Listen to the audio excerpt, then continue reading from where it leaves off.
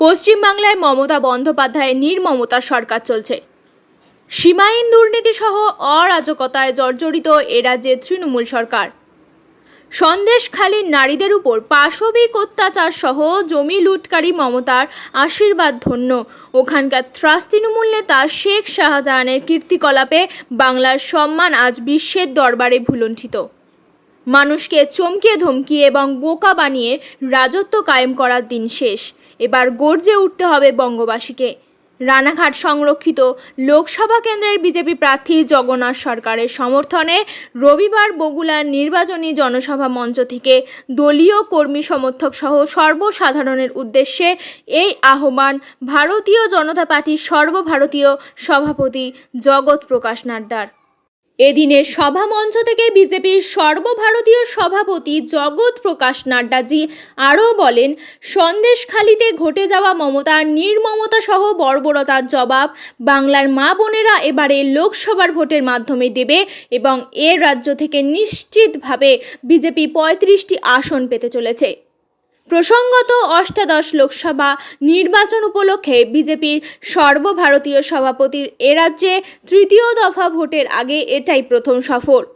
এদিন নদিয়ার রানাঘাট সংরক্ষিত লোকসভা কেন্দ্রের বগুড়া ছাড়াও মুর্শিদাবাদ জেলার বহরমপুর লোকসভা কেন্দ্রের বড়গাঁয় সভা করেন বাংলার জামাতা জগৎ প্রকাশ নাড্ডাজি। বগুড়ার সভায় জগৎ প্রকাশ নাড্ডা ছাড়াও বক্তব্য রাখেন এই কেন্দ্রের প্রার্থী জগন্নাথ সরকার, রানাঘাট উত্তর পূর্ব সংরক্ষিত বিধানসভা কেন্দ্রের বিধায়ক অসীম বিশ্বাস, কৃষ্ণগঞ্জ সংরক্ষিত বিধানসভা কেন্দ্রের বিধায়ক আশিস কুমার বিশ্বাস, চাকদা বিধানসভা কেন্দ্রের বিধায়ক বঙ্কিম ঘোষ, কল্যাণী বিধানসভা কেন্দ্রের বিধায়ক অম্বিকা রায় এবং দলের নদিয়া দক্ষিণ সাংগঠনিক জেলার সভাপতি তথা রানাঘাট উত্তর পশ্চিম বিধানসভা কেন্দ্রের বিধায়ক পার্থসারথী চ্যাটার্জি।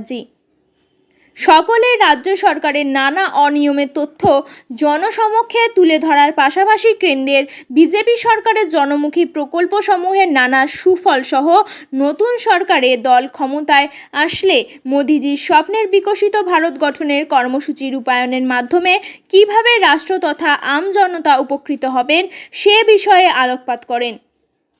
এই কেন্দ্রের বিজেপি প্রার্থী জগন্নাথ সরকার তার বক্তব্যে জনসমক্ষে বিশেষভাবে তুলে ধরেন তিনি সাংসদ হওয়ার পর বিগত 5 বছরে এলাকার উন্নয়নে তার সাংসদ তহবিল সহ অন্যান্য কেন্দ্রীয় ফান্ড থেকে অতিরিক্ত অর্থ অনুমোদন করিয়ে এলাকার জনগণের উন্নয়নে কী প্রকল্প উদ্বোধন সহ সেবামূলক পরিষেবা প্রদান করেছেন।